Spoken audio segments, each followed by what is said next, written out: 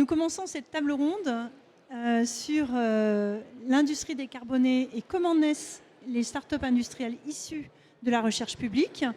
Et j'ai le plaisir d'accueillir 4 personnes. Tout d'abord, Valérie Sauvant-Moineau, directrice investissement sur Pulsalis.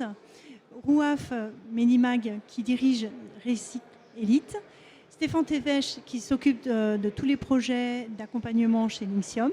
Et Antoine Chalot, qui est directeur opérationnel chez Rosy Salar. Alors, on va d'abord essayer de cerner la notion d'industrie décarbonée, qui n'est peut-être pas toujours évidente. Et comme Valérie est une experte, je te laisse la parole. Grosse responsabilité. Merci, Véronique. En 2 minutes, bien sûr. Hein. Oui, oui.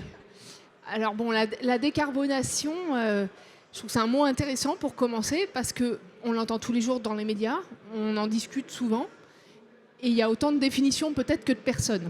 Alors je vais vous donner ma définition.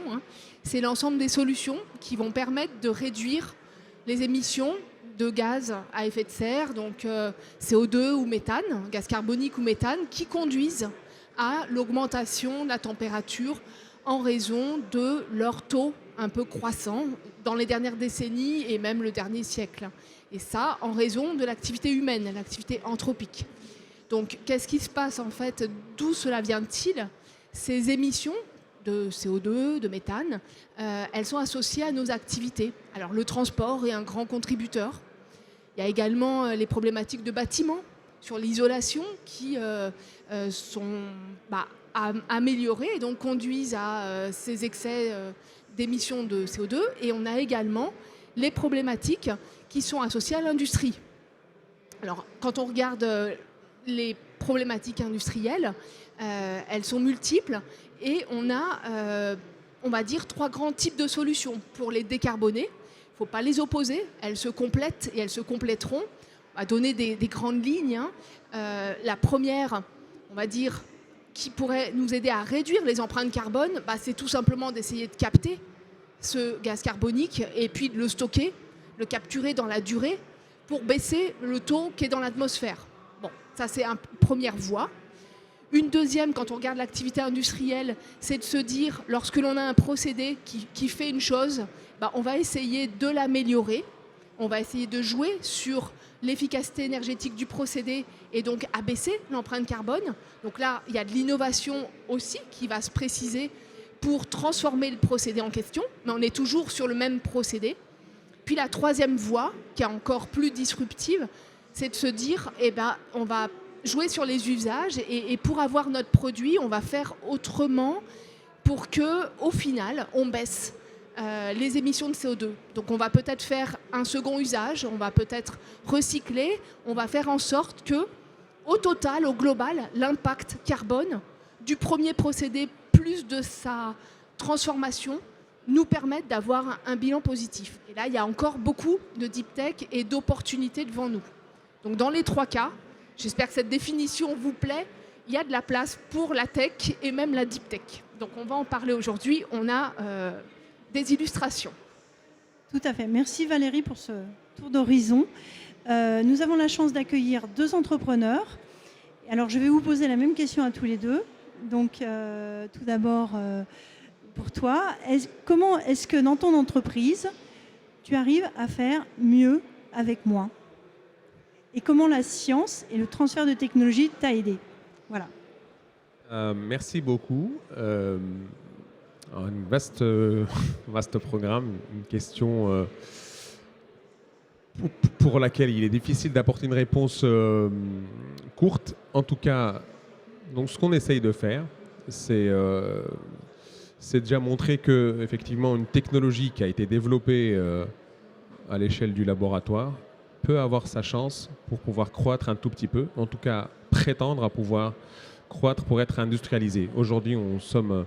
Alors, juste 2 petits mots sur ce qu'on fait. Donc, Recycle Elite, l'ambition, c'est de donner une vie sans fin à des déchets sans fin de vie. On parle de déchets textiles. Oui, on est bon dans les jeux de mots aussi.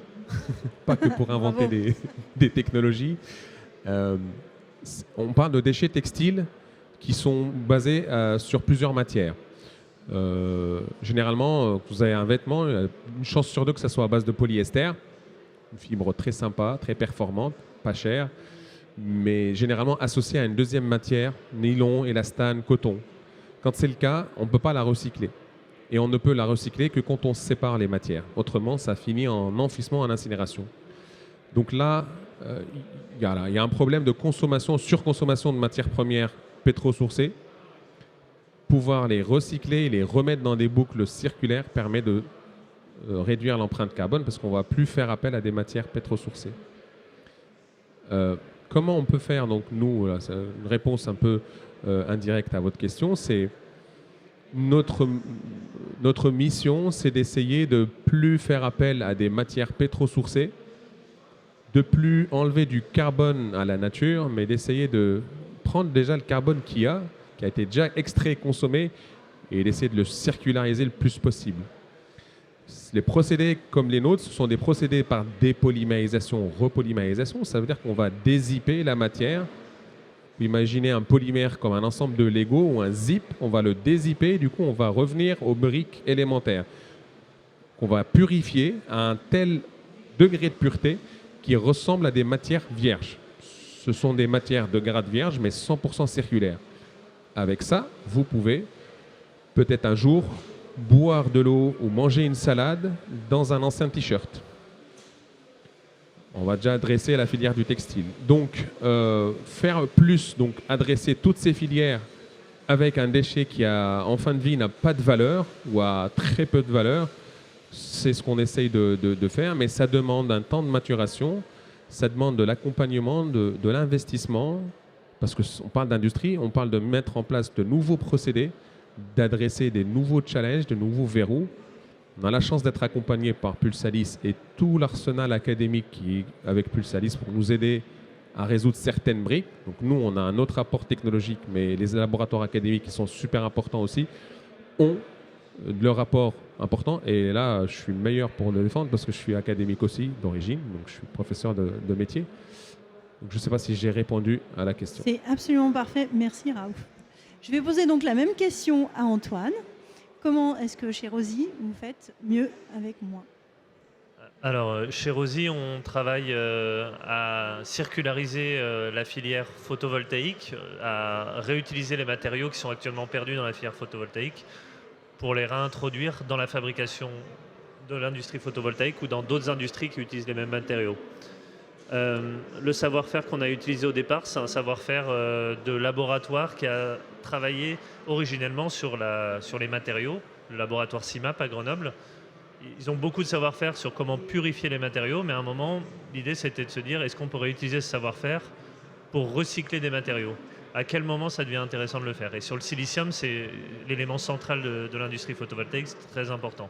Donc l'industrie photovoltaïque, ces 20 dernières années, je pense que ce qui a été démontré, c'est que ça sera la source majoritaire d'électricité dans le monde pour les décennies à venir. On va en installer énormément et du coup, quel est l'impact de l'extraction des matières premières, de la transformation pour créer ces panneaux photovoltaïques qu'on installe partout? Et donc, un des grands axes de développement dans le photovoltaïque actuellement, c'est de réduire cet impact de fabrication. Et pour réduire cet impact, chez Rosy, on travaille sur deux grands sujets différents. Un premier sujet, c'est pendant la fabrication, il y a des pertes au moment de la fabrication, soit des pertes dans le procédé qui sont intrinsèques au procédé, soit des pertes parce qu'il y a des ratés de fabrication. Donc nous, on recycle ces pertes et on fait en sorte qu'elles puissent être réintroduites directement dans l'industrie photovoltaïque. Et deuxième sujet, qui est un sujet assez récent, mais qui est en train d'exploser, c'est la fin de vie des panneaux photovoltaïques, donc des panneaux qui ont 10, 15 ans, qui ont subi des dommages de la grêle ou qui sont arrivés en fin de vie trop tôt, ou 20 ans, 30 ans, les premiers panneaux, il y a des premiers panneaux qui sont aussi vieux que ça. Il faut les recycler et nous, on a développé des technologies pour extraire les matériaux et les réintroduire dans des filières industrielles. Malheureusement, aujourd'hui, ce n'est pas le photovoltaïque parce qu'en Europe, il n'y a quasiment pas d'industrie photovoltaïque, mais on espère demain dans le photovoltaïque, mais il y a aussi d'autres industries qui utilisent ces matériaux. Et donc ça permet d'éviter autant de tonnes de matériaux extraits dans la nature pour servir à fabriquer des nouveaux panneaux photovoltaïques. Merci beaucoup Antoine. Si on remonte un petit peu en amont de vos projets, au démarrage, c'était des projets parmi tant de projets dans les universités soit de Lyon, soit de Grenoble. Donc là, je me tourne vers Valérie. Comment est-ce qu'on fait comment on peut choisir parmi tant de projets issus de la science ceux qui vont pouvoir faire mieux avec moi? Enfin, les choix d'investissement, voilà, quels sont les critères et comment les structures comme les SAT le font. Ouais, donc on a plein de cols ce soir. C'est rapide. Ouais. Alors, donc je vais donner un premier niveau de réponse qui sera complété par mon collègue côté Linxium. Donc, on ne vous dira pas la même chose. Mais on peut être d'accord sur les deux parties. C'est tout l'intérêt. Donc, ce qui va être le point que je veux mettre en avant, côté Pulsalis, comment se fait cette magie pour choisir une techno et la porter jusque le monde économique, donc du monde académique au monde économique et faire ce lien, faire ce pont. Eh bien, soit c'est qu'on a au départ des chercheurs qui vont avoir déjà des résultats qui leur font tilt en se disant « Ah, quand même, ça s'appelle une découverte, ça pourrait servir à ça. J'ai déjà des résultats tangibles. » Et je vais m'adresser à l'accélérateur local de transfert technologique et aussi incubateur que représente la SAT. Donc à Lyon-Saint-Étienne, la SAT Pulsalis. Et va venir nous convaincre de la pertinence de cette technologie et on va pouvoir, suivant certains critères qui seront partagés avec le collègue, choisir. Ça peut être le début d'une histoire. C'est un peu du techno-push. Mais les chercheurs peuvent tout à fait, comme tout citoyen, avoir des idées d'application sur leurs, résultats. Et ça peut être un driver. Pour certains, ils sont vraiment dans le fondamental, ça ne sera pas eux. Mais pour d'autres, voilà. Donc, ils vont dessiner dès le départ un avenir à leurs résultats et ils vont venir oser se confronter, amener leur bébé à la SAT Pulsalis ou ailleurs pour qu'on lui dise « Oh, il est beau !» ou des fois il faut quand même encore travailler. C'est pas suffisant et donc c'est déjà un challenge pour le chercheur de faire ce pas et puis d'oser. Donc on accueille toutes les idées et soit on les prend, soit elles sont retravaillées parce qu'en fait toutes les idées, elles sont bonnes au fond. Donc il faut des fois les recirculariser, on va dire comme ça. Mais l'accueil est favorable parce que déjà oser, c'est important. Puis des fois, c'est par l'autre bout que la rencontre se fait. Et là, c'était le cas avec Recyc Elite.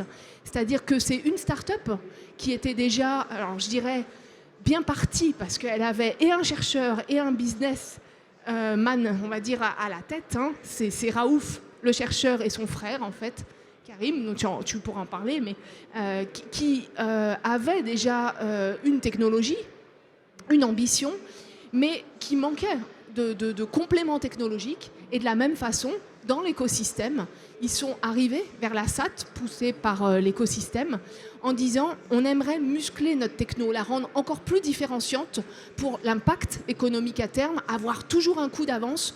Nous, on sait faire ça et c'est en batch, voilà, on recycle, mais c'est pas assez intense comme procédé, c'est pas assez rapide.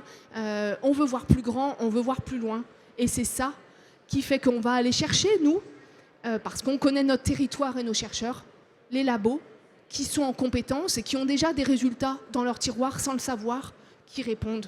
Et ce matching, ce premier pré-mariage, ce fiançailles, il s'opère à travers après un projet financé par la SAT pour la maturation de la technologie complémentaire qui va venir compléter finalement le patrimoine de la start-up. Donc c'est le cas avec Recyc Elite. Donc voilà, vous voyez par les deux côtés. Super. Est-ce que Stéphane, tu peux nous expliquer les critères qui font qu'un projet peut rentrer à la SAT, selon toi, pour aussi apporter cette valeur pour l'industrie décarbonée?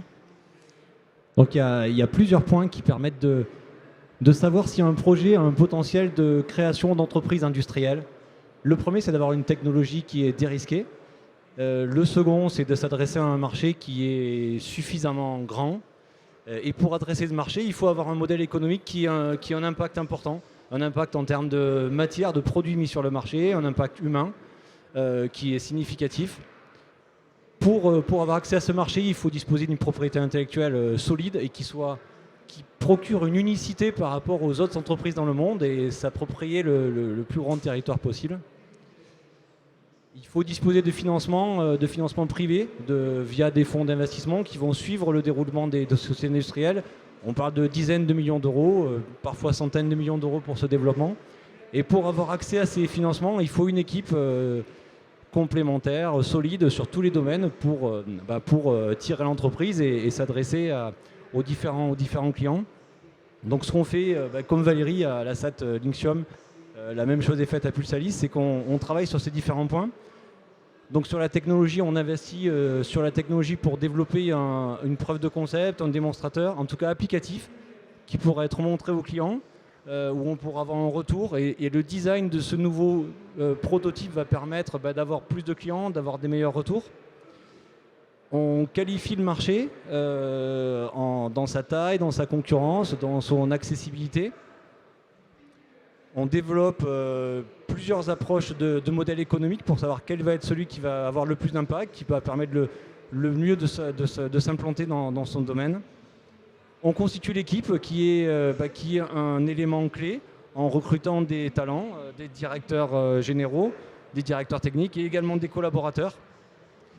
Et puis on participe aussi, on aide aussi, on accompagne aussi aux levées de fonds qui vont structurer la société, puisque tout ce qu'on construit, on le construit avec une vision assez lointaine, disons 5 ans, on donne une vision à la société et on essaie de mettre en place tout le schéma et toutes les étapes pour accéder à ce développement. Donc voilà les 6 points qui permettent d'aboutir à une entreprise industrielle et qui aura un impact et qui décarbonera la société, on l'espère. Eh ben merci, c'est très clair.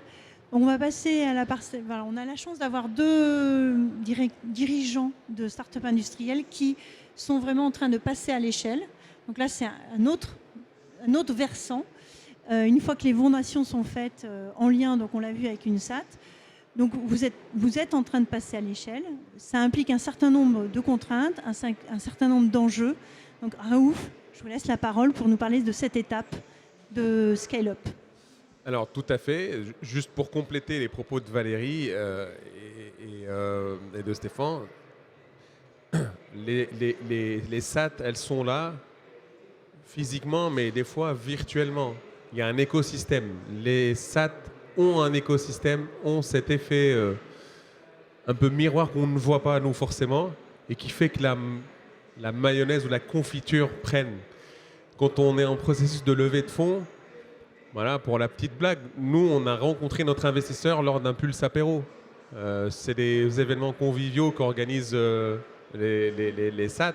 Et ensuite, dès qu'il y a quelque chose qui se met en place, déjà, les fonds, quand ils voient qu'il y a des SAT qui ont investi dans votre projet plusieurs dizaines, voire des centaines de milliers d'euros, ils se disent « Ah, mais ça veut dire qu'il y a déjà eu un travail pour préqualifier, donc c'est important. » Donc ça crédibilise. Et donc ça donne vraiment cette consolidation du portefeuille et du modèle de l'entreprise. Après, effectivement, sur le modèle, je suis d'accord, et des fois ça pivote. Des fois, voilà, nous, on a commencé sur le plastique. Après, on a vu que le textile, c'est encore plus grand, plus large et plus difficile. Et c'est là où on a trouvé qu'on était différenciant par rapport aux autres, parce que le plastique, il n'y a pas que nous qui savons le faire.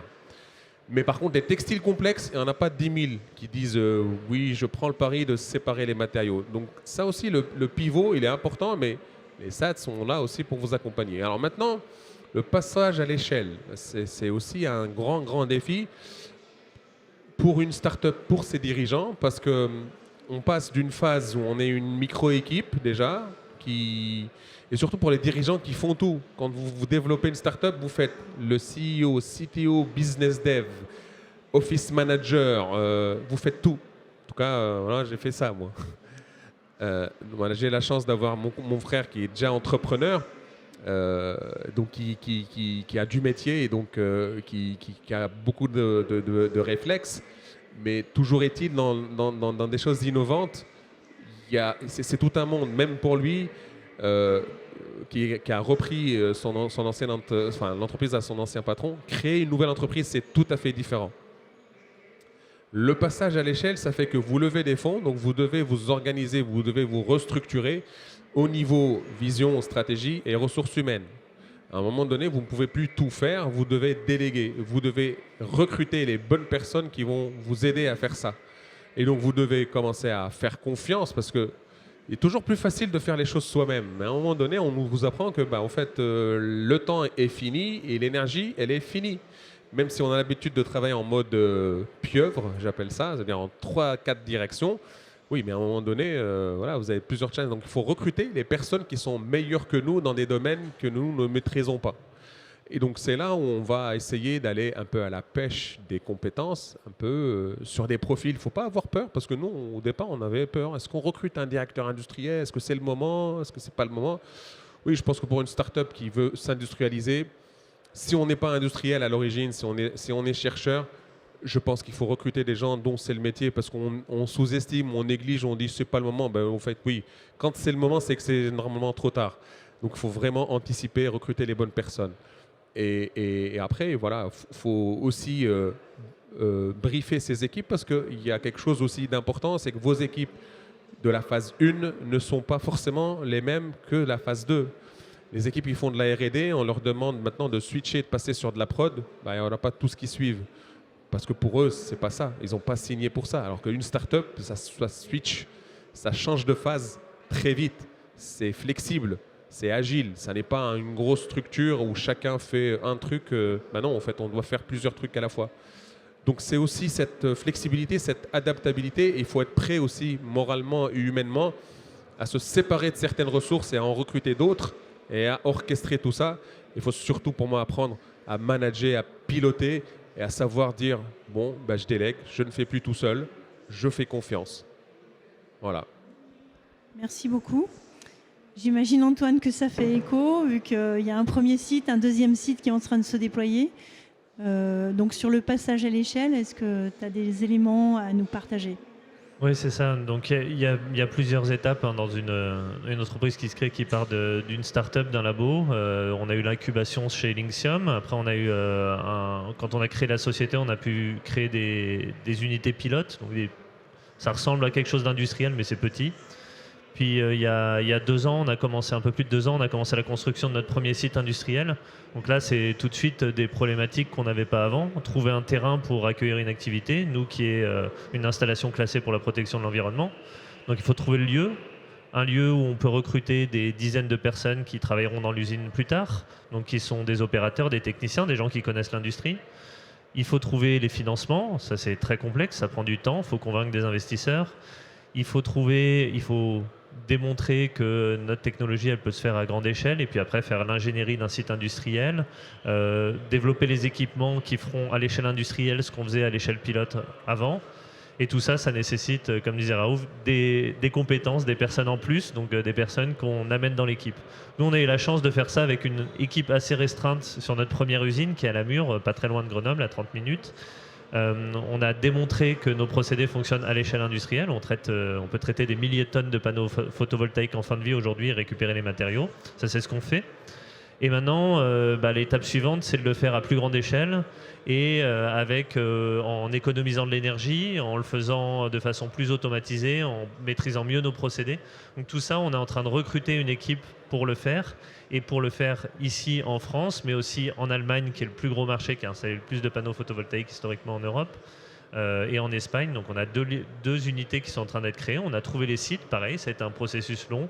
Puis maintenant, il faut avoir l'autorisation de faire notre activité, dessiner les sites industriels. Donc c'est encore une phase des phases qui durent environ 2 ans, en gros, entre le moment où on se dit on y va et le moment où on a une usine qui peut démarrer. Et puis après, il y a encore du temps qui est le temps du démarrage industriel, parce que une usine, c'est pas on tourne pas un bouton et ça fonctionne. Une usine, c'est on tourne, on voit ce qui fonctionne, on voit ce qui fonctionne pas, on répare ce qui fonctionne pas, on change ce qui est bloquant, etc. Et puis c'est plein d'allers-retours comme ça avant d'arriver vraiment dans un processus où là on va se focaliser sur la fiabilité, la qualité de ce qu'on sort, et ça c'est encore un autre métier. Et donc à chaque fois ça veut dire des nouvelles personnes à introduire dans l'équipe et diversifier nos activités, surtout qu'à Rosy on garde pour le coup une très forte partie R&D. On a 13 personnes qui travaillent en R&D et qui continuent à développer des nouvelles technologies pour nos futures usines. Merci beaucoup. Je pense que c'est intéressant de savoir le nombre de personnes que vous avez dans vos équipes et peut-être quelques chiffres clés déjà pour Raouf. Moi, je suis impressionné par Rosie. J'espère en être là dans quelques temps. Aujourd'hui, on est 8. Donc, on est 8 personnes, principalement des personnes de R&D et mix R&D prod. On change de taille pratiquement tous les 2 mois parce qu'on maintenant, avec la levée de fonds, on recrute. Et on vise à être pratiquement au double d'ici les 6 prochains mois. C'est-à-dire renforcer l'équipe R&D, forcément, parce qu'on a toujours besoin, parce que notre valeur, c'est notre R&D, et surtout recruter des profils de production, parce que là, aujourd'hui, on a des clients qui veulent tester ce qu'on fait sur les textiles, surtout que sur les textiles, c'est des sujets maintenant, donc il faut aussi envisager cette dimension de production. Il faut vendre de la matière, même si c'est quelques kilos, hein, c'est très bien. Parce que ça nous fait aussi au-delà de l'argent, c'est pas l'argent qui est important, bien qu'il le soit, c'est le retour d'expérience. Parce qu'à chaque fois qu'on recycle quelque chose, on en apprend beaucoup. Il y a beaucoup de recul pour nous. BPI aussi est là pour soutenir cette industrialisation. BPI met beaucoup d'argent. Elle a mis de l'argent sur notre projet R&D Booster, donc c'est un financement très connu de la région. Ça a vraiment boosté, hein. On porte bien son nom. Maintenant, BPI avec la levée de fonds, elle aligne du bas de bilan, parce qu'on a fait la levée de fonds. Elle peut accompagner sur des aides au développement deep tech. Donc franchement, je crois qu'on a beaucoup de chance en France d'avoir ces mécanismes de financement qui vous disent, voilà, allez-y, on est avec vous, développez, on sait que c'est des temps de maturation super longs. Et du coup, grâce à ça, on va pouvoir recruter. On a des projets aussi européens, français, France 2030, etc.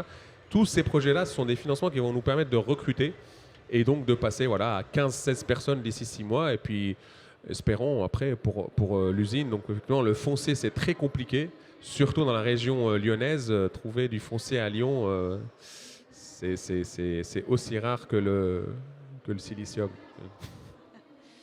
Antoine, est-ce que vous avez Est-ce que tu vois... Pardon. Merci. Côté Rosie, on est actuellement 43 personnes. Alors ça a été une croissance. Au tout début, c'était une toute petite équipe de fondateurs avec quelques personnes du laboratoire qui travaillaient. Ensuite, on a une période pilote, on va dire, avec une dizaine de personnes.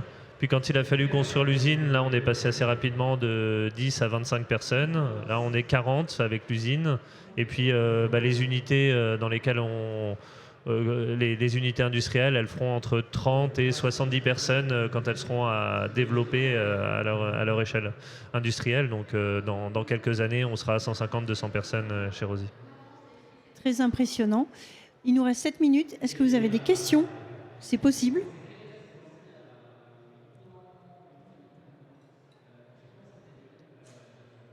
Bonjour, merci pour tous ces témoignages. J'avais 2 questions, une pour chacun des 2 entrepreneurs. Antoine, pour savoir par qui avez-vous été accompagné pour vos implantations à l'étranger? Est-ce que vous y êtes allé seul ou est-ce que vous avez été accompagné par des structures publiques, parapubliques ou autres? Question pour Raouf, au niveau des clients, est-ce que vos premiers clients sont par exemple les collectivités qui ont en charge la collecte des déchets ou des clients par exemple industriels du textile? Merci. Alors, pour le développement à l'international, on a de la chance d'avoir... on a eu la chance d'avoir dès le début Linxium comme investisseur. Donc, comme a bien présenté Raouf, pour le démarrage, c'est super d'avoir tout l'accompagnement du développement d'une start-up au démarrage. Et quand on est passé à l'international, on avait la chance d'avoir aussi InnoEnergy, qui est un organisme européen qui investit dans les startups dans le domaine de l'énergie et qui ont des bureaux dans à peu près toute l'Europe. Donc, ils peuvent nous recommander des personnes. Donc, créer une société à l'étranger, c'est pas simple. Se faire accompagner, se protéger pour la propriété intellectuelle. Là, c'est le même cabinet qui nous accompagne en France, qui nous accompagne à l'international. Et puis après, il faut trouver les personnes il faut trouver le foncier. Donc ça, il y a des agences dans tous les pays, c'est assez bien. Tout le monde veut que des industries s'installent, enfin en tout cas des entreprises s'installent et créent des emplois chez eux. Donc en Allemagne, en Espagne, il y a des structures vraiment très performantes, comme en gros l'équivalent de Business France, mais dans les autres pays. Business France d'ailleurs nous accompagne aussi à l'export. Dans une démarche un petit peu différente, il y a les chambres de commerce et d'industrie qui nous accompagnent. Et puis nous, on s'appuie aussi sur des industriels locaux avec qui on crée des partenariats parce que créer une activité industrielle dans un nouveau pays, c'est pas simple. Arriver en tant que start-up à l'étranger, si vous n'avez pas une première usine dans votre propre pays avec les autorisations pour montrer comment ça fonctionne, c'est pas simple. Donc nous, on a l'avantage de pouvoir inviter les autorités environnementales des autres pays à venir voir notre usine, comprendre que ça ressemble pas vraiment à ce que d'autres font dans le recyclage. Le recyclage a une mauvaise image en général, même auprès des autorités publiques, et du coup leur montrer que c'est propre et que ça émet pas, et donc ça c'est de l'aide, c'est permis par les partenaires locaux et par notre expérience qu'on a en France. Pour ma part, pour la première question, effectivement, au départ, on a beaucoup travaillé avec les éco-organismes, donc plutôt que les collectivités locales. Donc, au départ, lorsqu'on travaillait sur le plastique, on travaillait avec Citeo, sur les barquettes multicouches, et ensuite Refashion pour la partie textile.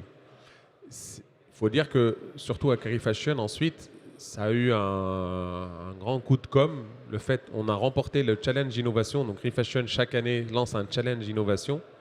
Parce que dans ce qu'elle collecte, elle dédie une partie du budget pour financer de la R&D, et donc elle fait ça à travers des challenges comme ça. Ça a permis pour nous d'avoir de l'acquisition de connaissances. Donc elle a cofinancé un projet à 50%. Ça nous a permis à nous de montrer ce qu'on sait faire. Et derrière, il y a eu des clients, des retailers, donc des marques, des fabricants de textiles, qui pour le coup, eux, ils ont deux soucis. Un premier souci, c'est de montrer que ce qu'ils mettent sur le marché, il a une fin de vie, enfin il a une recyclabilité. Ce qui n'était pas le cas, parce que polyester et élastane, ça ne se recycle pas. Nous, on peut séparer. Et ensuite, ils veulent bien récupérer cette matière. Parce qu'aujourd'hui, c'est fini, les bouteilles d'eau qui partent dans les textiles, ça ne va plus marcher. L'Union européenne est en train de structurer les choses. La bouteille, ça va revenir à la bouteille. Le textile, débrouillez-vous, mais retrouvez vos matières premières à partir de textile. Donc les technologies comme les nôtres sont quand même assez utiles et voire indispensables pour ces retailers. Je pense que c'est ça la deuxième question. Hein. Merci. Oui. Donc, bonjour à tous, merci beaucoup pour la présentation. Alors en fait, moi, je suis entrepreneur, je viens de revendre ma dernière société, donc c'était une boîte de services. Et en fait, j'aimerais beaucoup monter une entreprise industrielle comme vous, on va dire industrie verte, faire quelque chose d'ambitieux. Mais j'y connais rien en fait à l'industrie, j'ai pas du tout un profil technique. J'ai bien compris l'intérêt de s'approcher de structures comme Linxium pour dérisquer la partie technologie, etc. En fait, j'ai pas du tout de culture générale de l'industrie. Concrètement, le BP d'un site industriel CAPEX, OPEX, je ne sais pas du tout comment ça marche en concret. Donc, qu'est-ce que vous conseillez à quelqu'un comme moi qui a déjà une expérience entrepreneuriale mais dans un truc qui n'a rien à voir pour, entre guillemets, pas refaire les mêmes erreurs ou des erreurs basiques que quelqu'un qui vient d'un milieu industriel ne ferait pas. Voilà, si vous avez des conseils ou des bonnes pratiques, je suis preneur. Je vais juste commencer parce que je te laisse que toi, tu as beaucoup plus de recul, mais la bonne nouvelle, quand on a lancé Recycle, je ne savais même pas ce que ça veut dire OPEX, CAPEX. Et ça s'apprend après sur le tas. Et puis voilà, après, il faut être curieux, il faut se former. Et puis, on n'a pas la séance infuse. Et par contre, pour le coup, il faut avoir une idée. Bon. Et ensuite, faut l'imaginer. Enfin, si vous n'avez pas l'idée, après, vous pouvez aussi vous approcher des structures telles que Pulsalis et Linxium, parce qu'ils sourcent des dirigeants aussi. Donc, ils sourcent des gens qui ne sont pas forcément inventeurs, chercheurs, mais qui ont une expérience entrepreneuriale ou une volonté d'accompagner une start-up dans cette aventure pour linker. Parce que tous les chercheurs ne veulent pas forcément diriger des start-up. Il faut être un tout petit peu fou aussi pour lancer une start-up. Et ensuite, faut imaginer le business plan, business model qui, de toute manière, va changer et va pivoter souvent. Voilà, ça, c'est mon retour d'expérience personnel. De mon côté, ce que je dirais, c'est que quand on est seul et qu'on ne connaît rien, la première chose à faire, c'est de trouver des personnes qui connaissent des choses à ce qu'on veut faire. L'équipe, c'est vraiment, je pense, central, et je sais que c'est très important chez Linxium, je suis sûr que c'est le cas chez Pulsalis. L'équipe de démarrage, c'est ce qui, on va dire, au tout début, ça doit être 80% des chances de succès, et assez rapidement, c'est 50%, et ça reste 50% des chances de succès pendant un bon moment. Une entreprise, si c'est une entreprise industrielle, il faut au moins quelqu'un qui ait des très bonnes bases ou une expertise, soit dans la technologie, soit dans l'industrialisation. Et le mieux, c'est d'avoir les deux. L'industrie, c'est pour savoir comment elle fonctionne, l'industrie, parce qu'une start-up, elle ne révolutionne pas son industrie. Enfin, à part Google et quelques start-up comme ça, il n'y en a pas beaucoup qui arrivent à vraiment casser tout.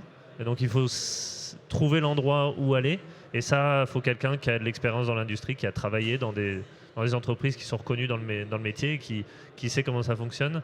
Et puis, la technologie, il faut savoir avoir les bons fondamentaux, comprendre ce qui importe vraiment en termes de technologie, pour changer la donne au niveau industriel. Parce que c'est difficile en tant que start-up de s'imposer si on n'a pas un avantage par rapport à toutes les entreprises qui sont établies, à part si elles sont endormies sur leur laurier, comme c'est souvent le cas dans l'industrie, mais pas partout. Donc il faut trouver le bon créneau. Et après, par contre, ce qui est important d'apporter aussi, c'est une vision business, une vision création d'équipe, savoir rédiger des contrats, savoir créer des partenariats, créer un environnement autour de nous pour nous aider. C'est super important aussi, donc il y a plein de compétences à apporter dans une entreprise. Il n'y a pas juste la partie techno-industrie, mais il faut quand même avoir quelqu'un pour ça. Et je pense que les SAT sont souvent à la recherche de cofondateurs. Je sais que il y a une plateforme au sein de Linxium pour trouver des cofondateurs. Généralement, les profils techniques, ils sont là parce que c'est des technos qui sortent des labos. Alors souvent, il y a déjà le CTO qui est là, mais on cherche un CEO, on cherche quelqu'un qui a de l'expérience dans un autre domaine, et avoir une expérience, même si c'est pas dans l'industrie, c'est toujours intéressant. Oui, merci. Tu veux peut-être rajouter quelque chose? En clin d'œil, je voulais dire oui, on est bien une agence de rencontre aussi, à ce titre, entre l'entrepreneur et le chercheur. Et voilà. Merci pour cette dernière question qui fait le point sur l'équipe, qui est essentielle effectivement dans ces startups industrielles. On est un territoire de startups industrielles. Tech & Fest a pu l'illustrer parce qu'il y a énormément de startups qui sont industrielles, que vous avez pu voir ces 2 jours. C'est très sympathique de terminer avec cette table ronde qui montre des exemples tangibles de réussite sur le territoire, qui caractérisent ce territoire et qui en plus apportent de la décarbonation à l'économie, ce qui n'est pas si évident que ça, et qui repose sur des brevets, donc toute une infrastructure, aussi un écosystème qui permet d'aller chercher de la science au sein des labos et de le transférer à l'extérieur avec le breveté pour être sûr de garder cette décarbonation ici. Voilà, merci beaucoup pour votre participation, je vais y arriver, et merci pour votre écoute.